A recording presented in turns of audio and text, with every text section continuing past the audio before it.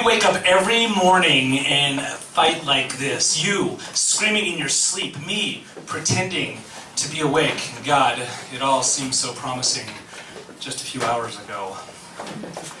But now it's 11:12 in the afternoon. I strap on the 1,000-yard glare into that neon acoustic Mordor where I watch long-legged lightning gods getting down, getting funky in the Goat Dog's backyard, New Brunswick. And you just slip through the comforter as if, in my mind, you had never existed. And so then we pour out of the futon, mill about the studio, and we've really left each other for good by this point. Except for the few glimpses I catch of you on the floor, writhing, with a come-hither look that says, come on, baby, come on over here. Put your hands on me. Grab me. Pick me up. Open me up. Take that big, throbbing, blood-engorged pen of yours and ram it down onto my paper and write something. Anything, please. But we're so sick of each other by that point. I gotta have all that space. Need to have our autonomy. And perhaps later tonight, we can crawl back to our mutual pining society. But for now, I have to be very honest with you. I need to let you know that I wrote something very revealing about you. Yes, I wrote something rather compromising. And I have to be brutally honest, honey. I'm feeling pretty full of myself. Yeah, I'm feeling pretty special about it, so please, fuck off.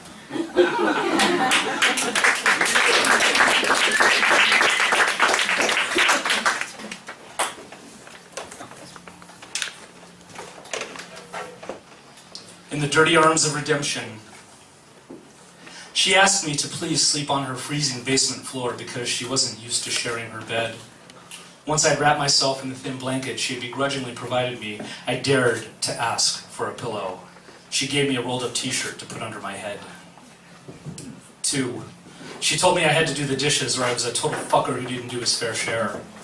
3, she explained to me that we were both very sad people before she rolled away from me. 4, she threw up all over my friend's floor and passed out. After I cleaned up her vomit and apologized to my punk friend about the floor, he said, don't worry about it, man. What else would you expect from a total slut? 5, she kept me a secret from people that we knew. 6, she asked if I was stoked, even after I had been shaking uncontrollably. 7, she said it was okay if I never called her again, and I could tell by the way she said it, it was exactly what she was requesting.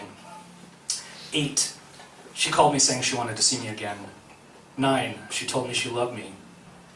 10, she asked me to marry her. 11, she drove me home. 12, she friended me on Facebook 15 years later. 13, she slept with all my friends. 14, she always broke up with me first, and I still won't give her up for anything. And my hope is that she'll never have to worry about any of this ever again.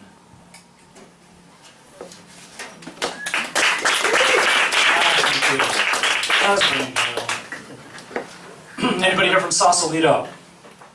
Any Sausalitans in the house? This is for you, Sandra. This is for you. You were there. Okay, Sausalito. Sausalito. Here, liquid runs uphill. 4 a.m. is always a festival of incandescent light enough to recite poems from the cold black water of Richardson Bay to blackened art galleries and distant seafood grottos. Here, you cannot throw a hissy without hitting a musician, a writer, or an artist, or one of their goddamn installations. And it's funny how the smell of money draws the perpetual abstract hustle of the mind.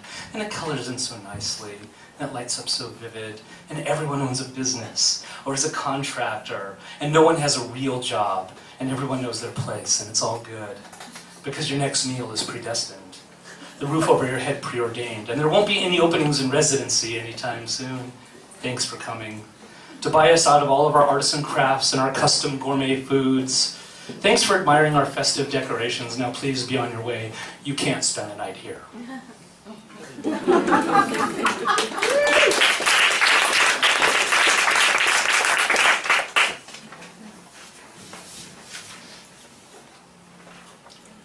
This is an unfound poem. Completely free of any cultural references exterior to myself whatsoever. Maroon 5 make the Bay City Rollers look like Black Sabbath. And dozens of the communists I will have to fuck for a Holbein grind, or at least an undying crush on a closet cardigan, bad and fierce, over April Fools, impassioned thrashings, in Orphici posse expeditions, discover everything I ever wanted to know about a fundamental stoicism, where we suck up the beatings, and surprised by the lack of swan formations in our mirrors of tsunami porn, and disassociation from the fact of only us being our own media with turds on our faces when we feel it's a good day, like so many tombstone dorks. Pushing 50 pounds of straw asbestos into the icebox of my body so I can become the new Bob on the new Twin Peaks and show all these small press sons of bitches a real red room where Zionist pigs lunch with anti-Semite scum, and this whole concept is too dangerous for you. Namely, you must repent for blaming the whole Fred Durst thing on Rage Against the Machine. You must repent for blaming John Boner on Abe Lincoln, as it is there are too many aliens coming down on this side of the Baktun cycle advocating free nicotine and ice cream for the godless scum who dare to sport transparent windows on their creepy white vans but lack 70s style airbrushing where a dream should be.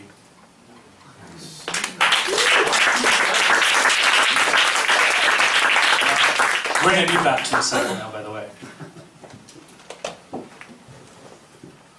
This is dedicated to Vampire Mike Cassell. Yeah. This is called Fuck Me.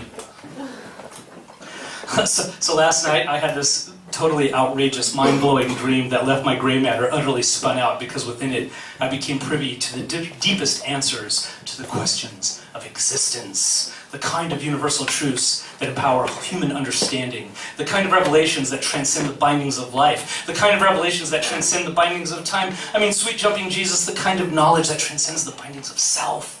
And I woke feeling such a rush of adrenaline, such a burst of enlightenment that I rushed right over here to share it with you because I knew you, of all people, would appreciate the significance of the imagery and the connection between the symbols, the phenomena, the revelations I experienced. But in my hurry to share my enthusiasm with you, I forgot my pen and wasn't able to write it down. And now I have totally forgotten what my dream was about. Fuck me.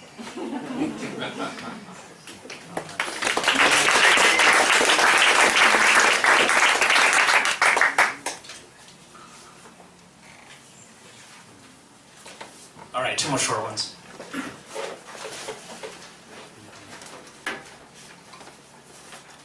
This is called Need. A knock at the door at 3 in the morning is never softer or more expected. The look on his face answers her question, so she asks another. She had waited next to a nightstand with a 9x12 blank white envelope full of some kind of material. He takes it tentatively as if it might bite him. He looks at his shoes, then sharply back. You want to ask questions now, after everything we've gone through? Or do you just want your final fee? He gives a sharp exhale, the tip of his cap, and leaves. And she feels the old twins. She will soon need to take care of him soon as well. And she shuts the waiting room light off and sets her alarm for 4 hours from now. 4 hours later, she begins the same routine she began 33 years previously when Mrs. Fisher gets up to take her last breakfast. Her last bowel movement. There is no practical need for her to do any of these things.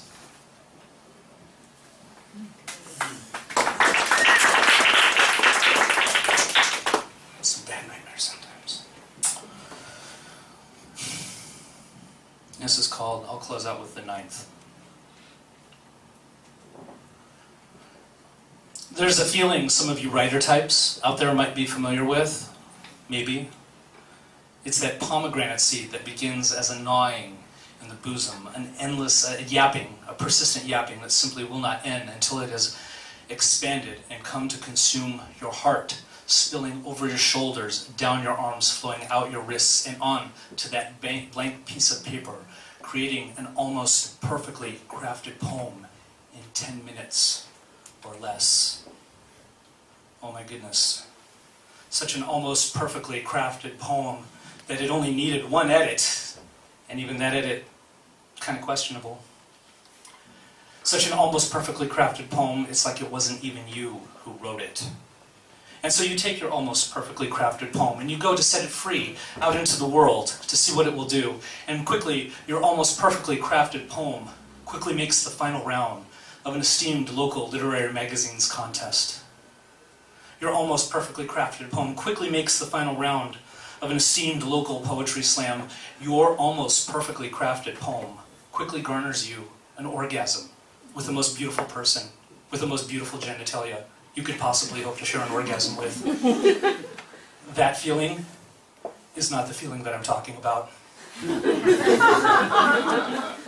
I'm talking about the feeling you have the day after, when the most beautiful person with the most beautiful genitalia has gone back to their life, and the local poetry slam is looking for a new champion, and the local poetry magazine has a new deadline, and you and your almost perfectly crafted poem are together, alone, with all that blank space left on the page after. That feeling is what God felt on the 8th day, and why war was created on the 9th. Thank you.